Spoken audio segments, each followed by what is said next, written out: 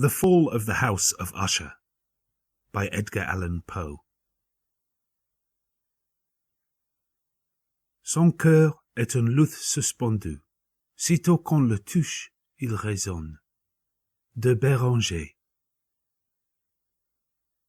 During the whole of a dull, dark, and soundless day in the autumn of the year, when the clouds hung oppressively low in the heavens, I had been passing alone, on horseback, through a singularly dreary tract of country, and at length found myself, as the shades of evening drew on, within view of the melancholy House of Usher.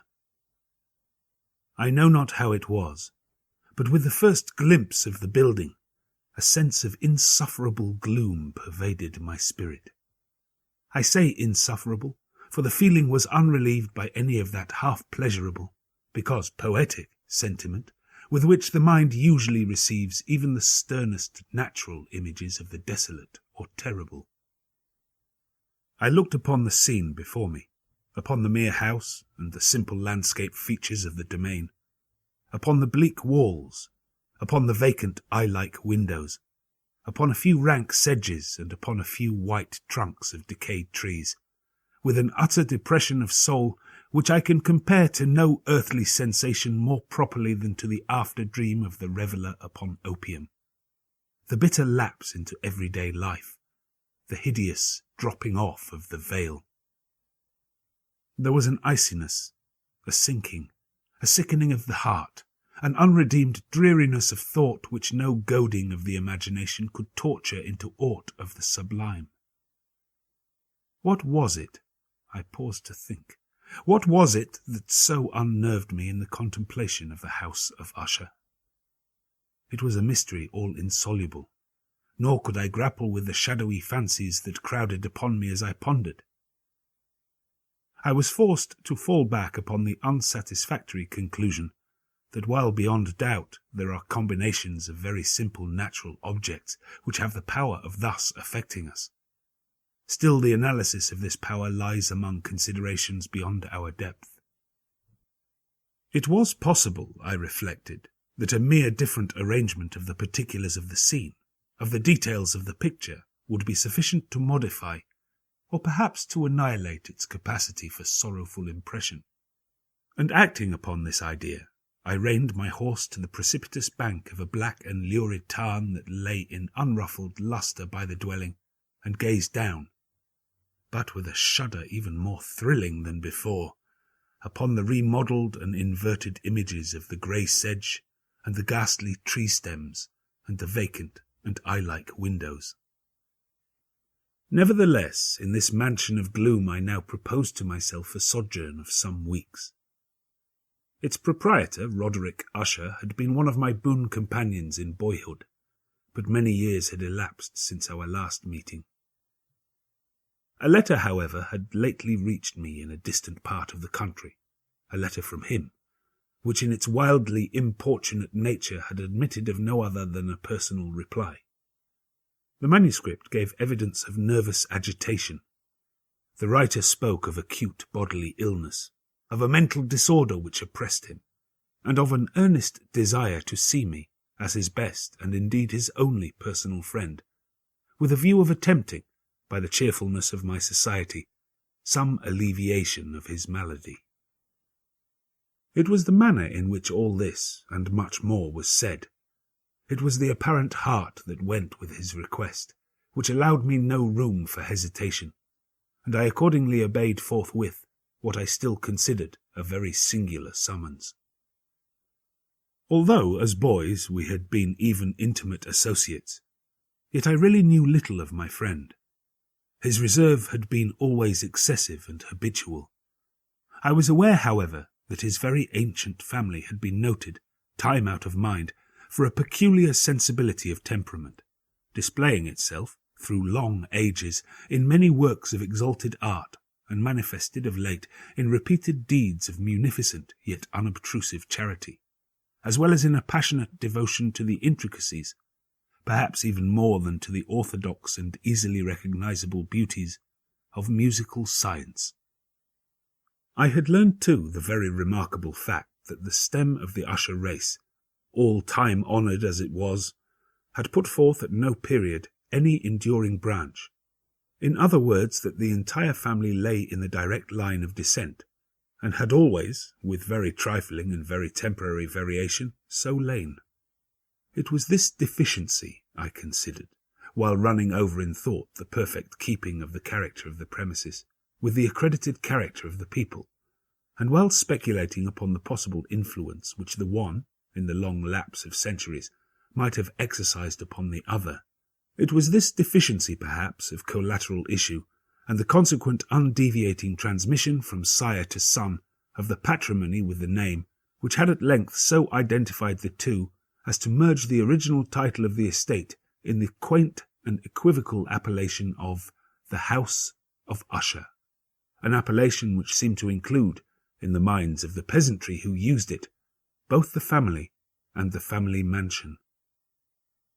I have said that the sole effect of my somewhat childish experiment, that of looking down within the tarn, had been to deepen the first singular impression.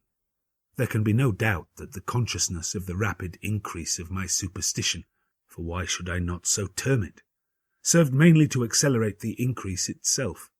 Such I have long known is the paradoxical law of all sentiments having terror as a basis.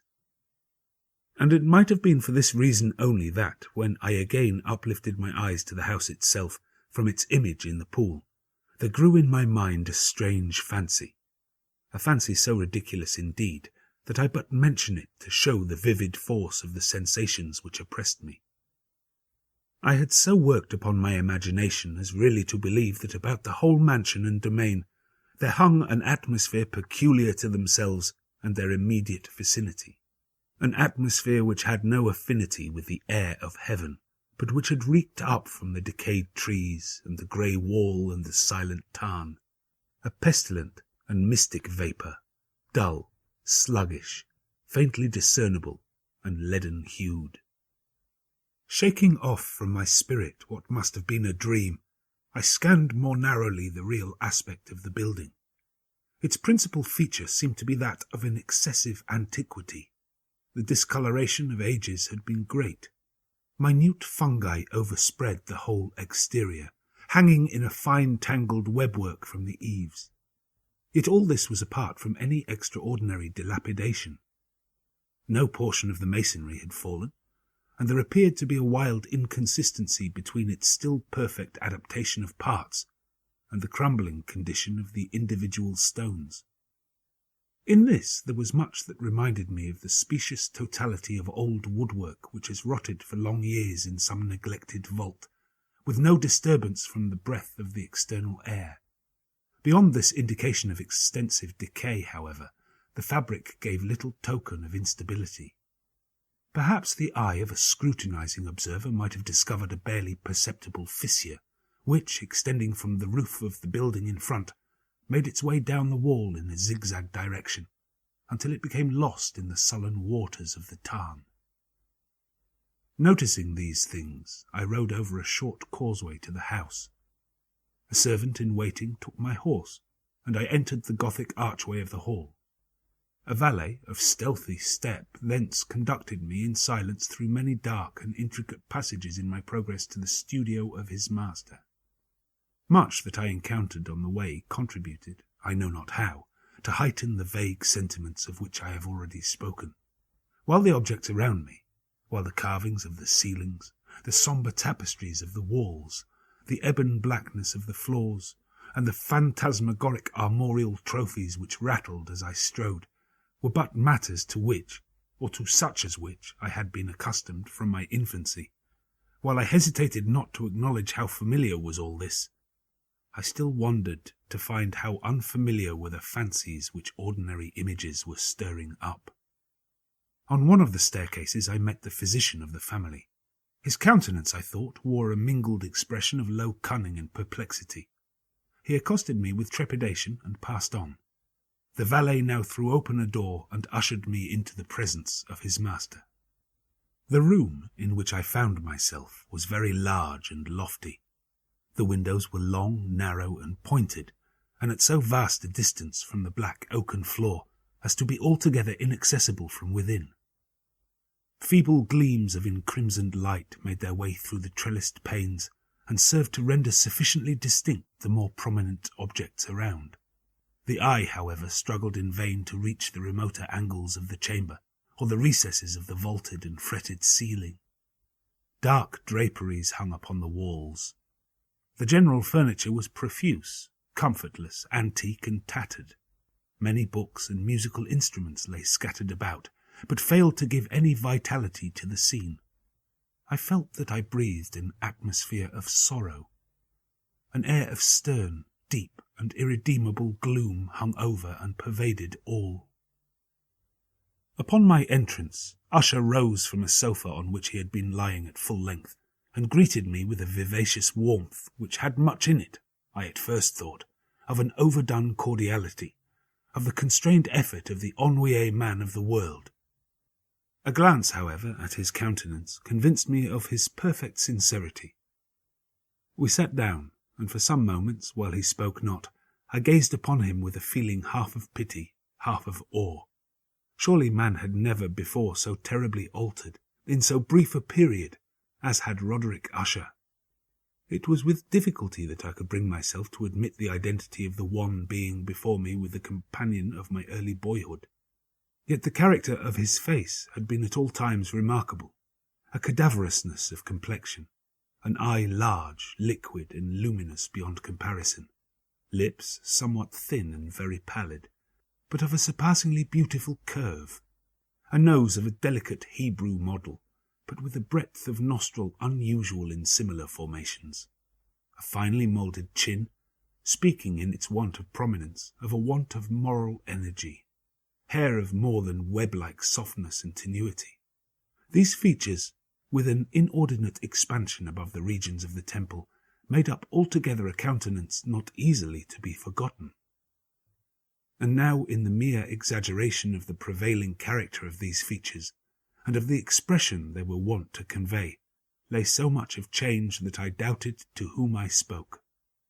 The now ghastly pallor of the skin, and the now miraculous lustre of the eye, above all things startled and even awed me. The silken hair, too, had been suffered to grow all unheeded, and as, in its wild gossamer texture, it floated rather than fell about the face, I could not, even with effort, connect its arabesque expression with any idea of simple humanity. In the manner of my friend I was at once struck with an incoherence, an inconsistency, and I soon found this to arise from a series of feeble and futile struggles to overcome an habitual trepidancy, an excessive nervous agitation. For something of this nature I had indeed been prepared, no less by his letter than by reminiscences of certain boyish traits, and by conclusions deduced from his peculiar physical conformation and temperament. His action was alternately vivacious and sullen. His voice varied rapidly from a tremulous indecision, when the animal spirits seemed utterly in abeyance, to that species of energetic concision, that abrupt, weighty, unhurried and hollow-sounding enunciation, that leaden, self-balanced and perfectly modulated guttural utterance, which may be observed in the lost drunkard, or the irreclaimable eater of opium during the periods of his most intense excitement. It was thus that he spoke of the object of my visit, of his earnest desire to see me, and of the solace he expected me to afford him. He entered at some length into what he conceived to be the nature of his malady. It was, he said, a constitutional and a family evil, and one for which he despaired to find a remedy. A mere nervous affection, he immediately added, which would undoubtedly soon pass off. It displayed itself in a host of unnatural sensations. Some of these, as he detailed them, interested and bewildered me, although perhaps the terms and the general manner of the narration had their weight. He suffered much from a morbid acuteness of the senses. The most insipid food was alone endurable. He could wear only garments of certain texture. The odours of all flowers were oppressive. His eyes were tortured by even a faint light, and there were but peculiar sounds, and these from stringed instruments, which did not inspire him with horror. To an anomalous species of terror I found him a bounden slave. "I shall perish," said he. I must perish in this deplorable folly. Thus, and not otherwise shall I be lost. I dread the events of the future not in themselves but in their results. I shudder at the thought of any, even the most trivial incident which may operate upon this intolerable agitation of soul. I have indeed no abhorrence of danger, except in its absolute effect, in terror.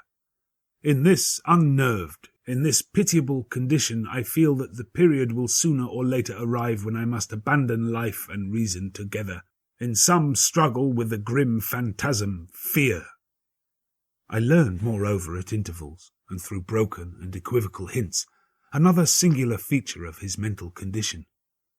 He was enchained by certain superstitious impressions in regard to the dwelling which he tenanted, and whence for many years he had never ventured forth. In regard to an influence whose superstitious force was conveyed in terms too shadowy here to be restated. An influence which some peculiarities in the mere form and substance of his family mansion had, by dint of long sufferance, he said, obtained over his spirit. An effect which the physique of the grey walls and turrets, and of the dim tarn into which they all looked down, had, at length, brought about upon the morale of his existence. He admitted, however, although with hesitation, that much of the peculiar gloom which thus afflicted him could be traced to a more natural and far more palpable origin, to the severe and long-continued illness, indeed to the evidently approaching dissolution of a tenderly beloved sister, his sole companion for long years, his last and only relative on earth. Her decease, he said with a bitterness which I can never forget, would leave him the hopeless and the frail, the last of the ancient race of the Ushers. While he spoke, the Lady Madeline, for so she was called, passed slowly through a remote portion of the apartment, and without having noticed my presence, disappeared. I regarded her with an utter astonishment not unmingled with dread, and yet I found it impossible to account for such feelings. A sensation of stupor oppressed me as my eyes followed her retreating steps. When a door at length closed upon her, my glance sought instinctively and eagerly the countenance of the brother. But he had buried his face in his hands, and I could only perceive that a far more than ordinary wanness had overspread the emaciated fingers through which trickled many passionate tears. The disease of the Lady Madeline had long baffled the skill of her physicians. A settled apathy, a gradual wasting away of the person, and frequent, although transient, affections of a partially cataleptical character were the unusual diagnosis. Hitherto she had steadily borne up against the pressure of her malady, and had not betaken herself finally to bed. But on the closing in of the evening of my arrival at the house, she succumbed, as her brother told me at night with inexpressible agitation, to the prostrating power of the destroyer, and I learned that the glimpse I had obtained of her person would thus probably be the last I should obtain, that the lady, at least while living, would be seen by me no more. For several days ensuing, her name was unmentioned by either Usher or myself, and during this period I was busied in earnest endeavours to alleviate the melancholy of my friend. We painted and read together, or I listened, as if in a dream, to the wild improvisations of his speaking guitar. And thus, as a closer and still closer intimacy admitted me more unreservedly into the recesses of his spirit, the more bitterly did I perceive the futility of all attempt at cheering a mind from which darkness, as if an inherent positive quality, poured forth upon all objects of the moral and physical universe in one unceasing radiation of gloom. I shall ever bear about me a memory of the many solemn hours I thus spent alone with the master of the House of Usher.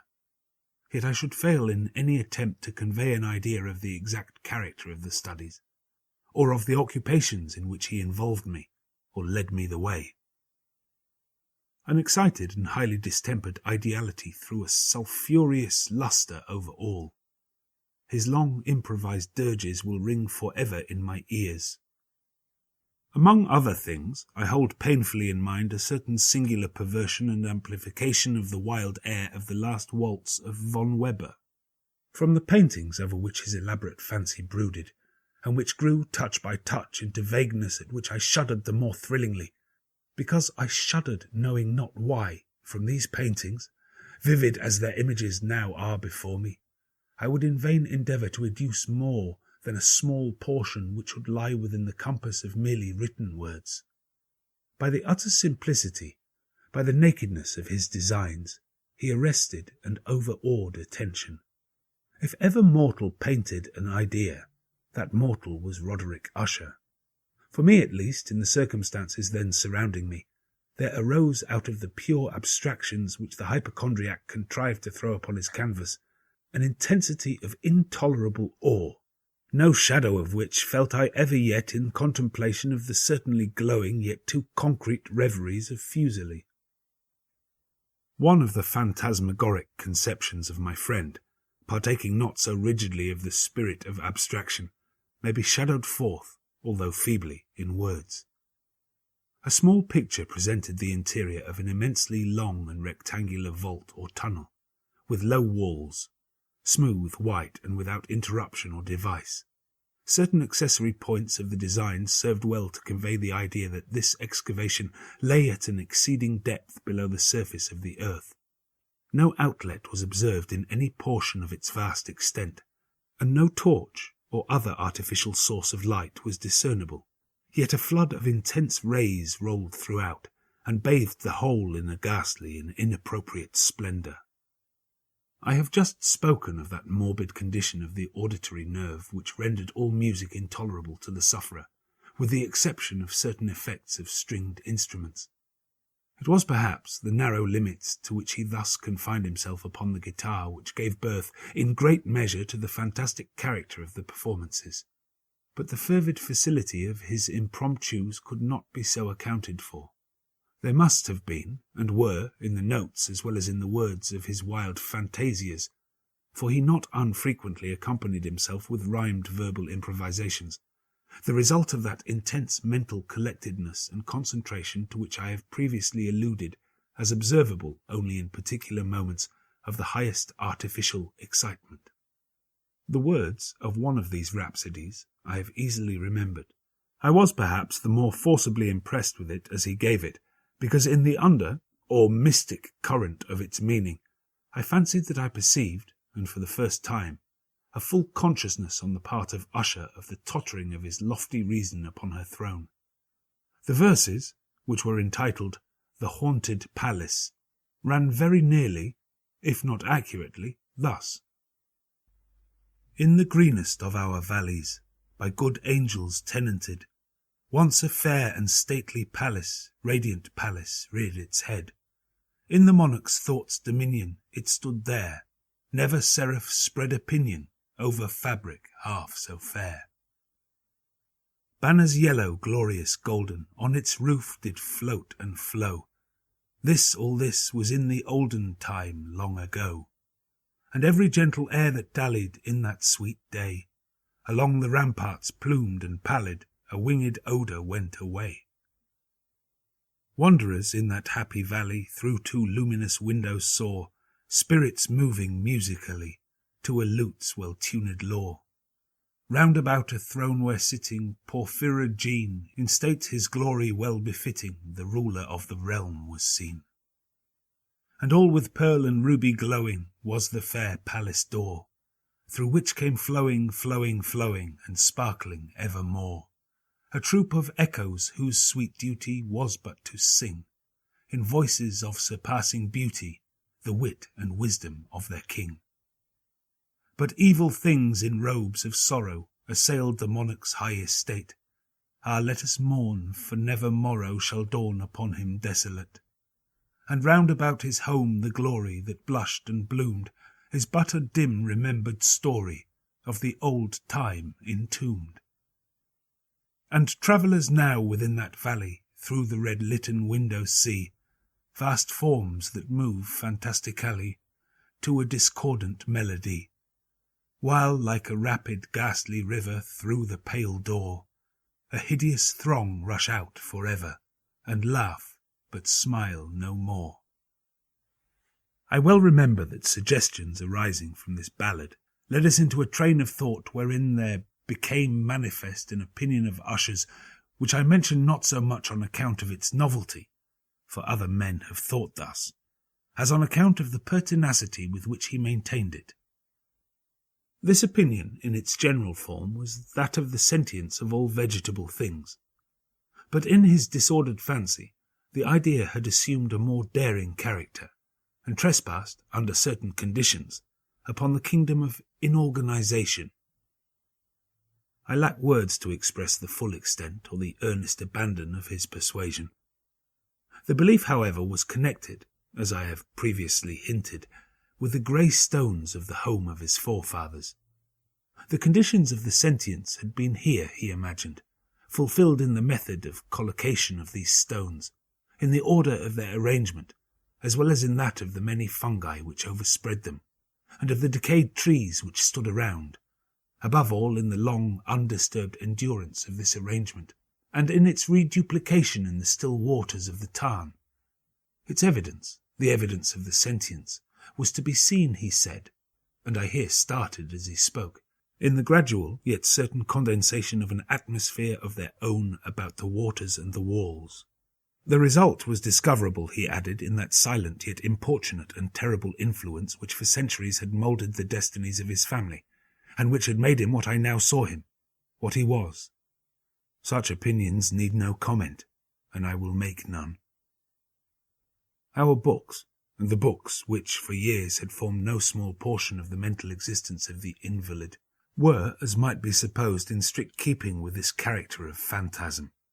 We pored together over such works as the Ververs et Chartreuse of Gresset, the Belphegor of Machiavelli, the Heaven and Hell of Swedenborg, the Subterranean Voyage of Nicholas Klim by Holberg, the Chiromancy of Robert Flood, of Jean d'Indaginet, and of De la Chambre, the Journey into the Blue Distance of Tieck and the City of the Sun of Campanella.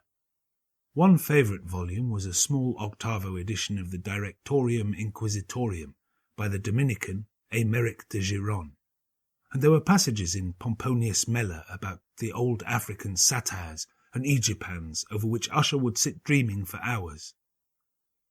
His chief delight, however, was found in the perusal of an exceedingly rare and curious book in quarto Gothic, the Manual of a Forgotten Church, the Vigilae Mortuorum Secundum Corum Ecclesiae Maguntinae. I could not help thinking of the wild ritual of this work, and of its probable influence upon the hypochondriac, when one evening, having informed me abruptly that the Lady Madeline was no more, he stated his intention of preserving her corpse for a fortnight, previously to its final interment, in one of the numerous vaults within the main walls of the building. The worldly reason, however, assigned for this singular proceeding was one which I did not feel at liberty to dispute. The brother had been led to his resolution, so he told me, by consideration of the unusual character of the malady of the deceased, of certain obtrusive and eager inquiries on the part of her medical men, and of the remote and exposed situation of the burial ground of the family. I will not deny that when I called to mind the sinister countenance of the person whom I met upon the staircase on the day of my arrival at the house, I had no desire to oppose what I regarded as at best but a harmless, and by no means an unnatural, precaution. At the request of Usher, I personally aided him in the arrangements for the temporary entombment. The body having been encoffined, we two alone bore it to its rest. The vault in which we placed it, and which had been so long unopened that our torches, half smothered in its oppressive atmosphere, gave us little opportunity for investigation, was small, damp, and entirely without means of admission for light, lying at great depth, immediately beneath that portion of the building in which was my own sleeping apartment. It had been used, apparently, in remote feudal times for the worst purposes of a donjon keep, and in later days as a place of deposit for powder, or some other highly combustible substance, as a portion of its floor and the whole interior of a long archway through which we reached it were carefully sheathed with copper. The door, of massive iron, had been also similarly protected. Its immense weight caused an unusually sharp grating sound as it moved upon its hinges. Having deposited our mournful burden upon trestles within this region of horror, we partially turned aside the yet unscrewed lid of the coffin and looked upon the face of the tenant. A striking similitude between the brother and sister now first arrested my attention, and Usher, divining perhaps my thoughts, murmured out some few words from which I learned that the deceased and himself had been twins, and that sympathies of a scarcely intelligible nature had always existed between them. Our glances, however, rested not long upon the dead, for we could not regard her unawed. The disease which had thus entombed the lady in the maturity of youth had left, as usual in all maladies of a strictly cataleptical character, the mockery of a faint blush upon the bosom and the face, and that suspiciously lingering smile upon the lip which is so terrible in death. We replaced and screwed down the lid, and having secured the door of iron, made our way with toil into the scarcely less gloomy apartments of the upper portion of the house. And now, some days of bitter grief having elapsed, an observable change came over the features of the mental disorder of my friend. His ordinary manner had vanished. His ordinary occupations were neglected or forgotten. He roamed from chamber to chamber with hurried, unequal, and objectless step. The pallor of his countenance had assumed, if possible, a more ghastly hue, but the luminousness of his eye had utterly gone out. The once occasional huskiness of his tone was heard no more, and a tremulous quaver, as if of extreme terror, habitually characterized his utterance. There were times, indeed, when I thought his unceasingly agitated mind was labouring with some oppressive secret, to divulge which he struggled for the necessary courage. At times, again, I was obliged to resolve all into the mere inexplicable vagaries of madness, for I beheld him gazing upon vacancy for long hours, in an attitude of the profoundest attention, as if listening to some imaginary sound.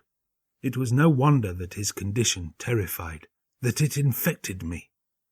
I felt creeping upon me by slow yet certain degrees the wild influences of his own fantastic yet impressive superstitions. It was, especially upon retiring to bed late in the night of the 7th or 8th day after placing of the Lady Madeline within the donjon, that I experienced the full power of such feelings. Sleep came not near my couch, while the hours waned and waned away. I struggled to reason off the nervousness which had dominion over me.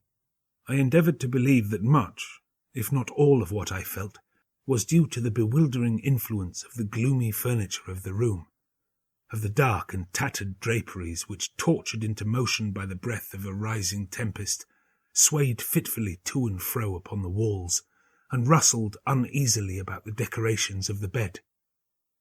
But my efforts were fruitless. An irrepressible tremor gradually pervaded my frame, and at length there sat upon my very heart an incubus of utterly causeless alarm. Shaking this off with a gasp and a struggle, I uplifted myself upon the pillows, and peering earnestly within the intense darkness of the chamber, hearkened, I know not why, except that an instinctive spirit prompted me, to certain low and indefinite sounds which came through the pauses of the storm at long intervals, I knew not whence.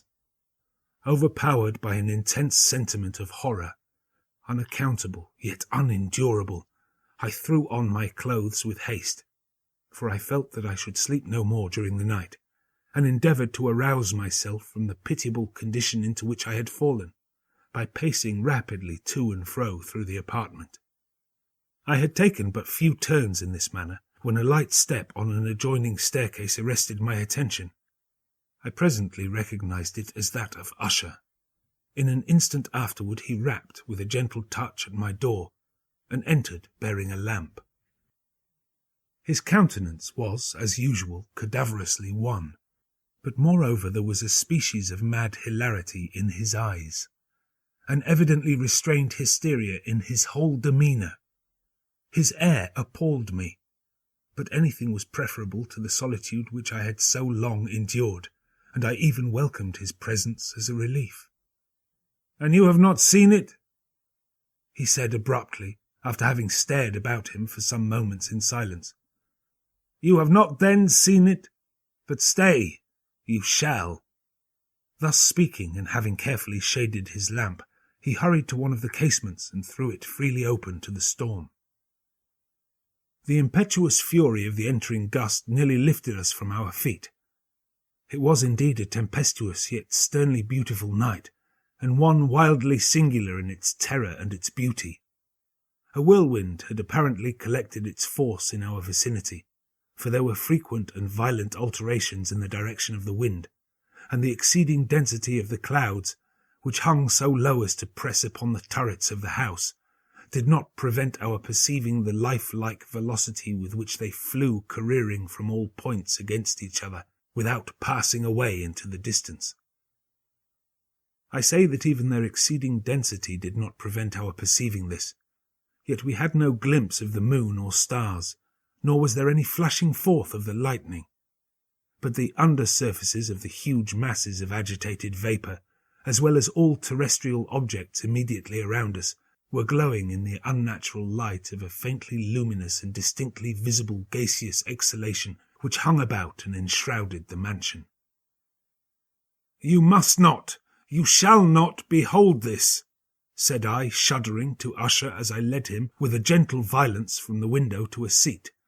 "These appearances which bewilder you are merely electrical phenomena not uncommon, or it may be that they have their ghastly origin in the rank miasma of the tarn. Let us close this casement.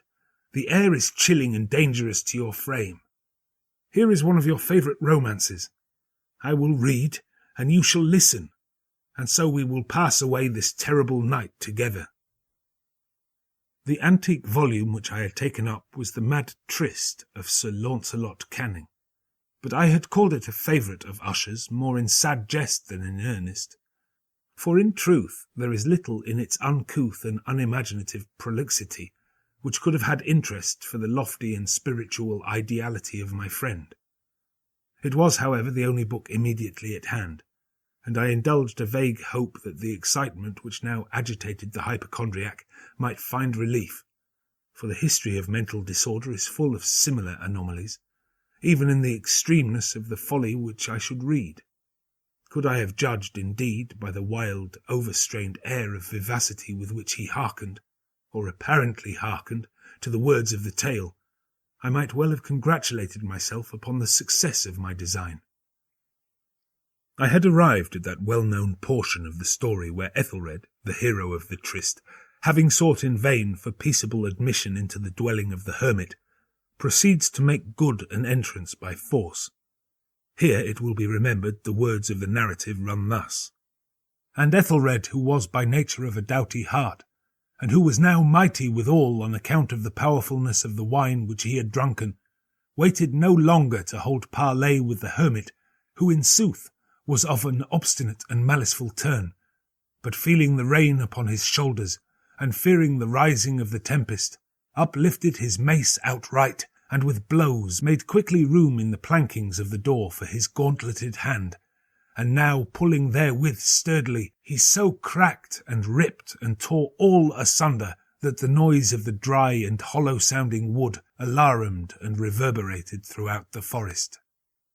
At the termination of this sentence I started, and for a moment paused, for it appeared to me, although I at once concluded that my excited fancy had deceived me, it appeared to me that, from some very remote portion of the mansion, there came, indistinctly to my ears, what might have been, in its exact similarity of character, the echo, but a stifled and dull one certainly, of the very cracking and ripping sound which Sir Launcelot had so particularly described.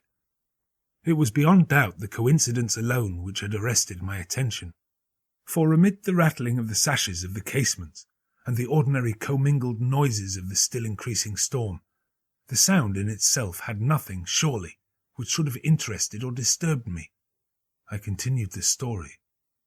"But the good champion Ethelred, now entering within the door, was sore enraged, and amazed to perceive no signal of the maliceful hermit, but in the stead thereof a dragon of a scaly and prodigious demeanour, and of a fiery tongue, which sate in guard before a palace of gold, with a floor of silver, and upon the wall there hung a shield of shining brass, with this legend enwritten: Who entereth herein, a conqueror hath been. Who slayeth the dragon, the shield he shall win.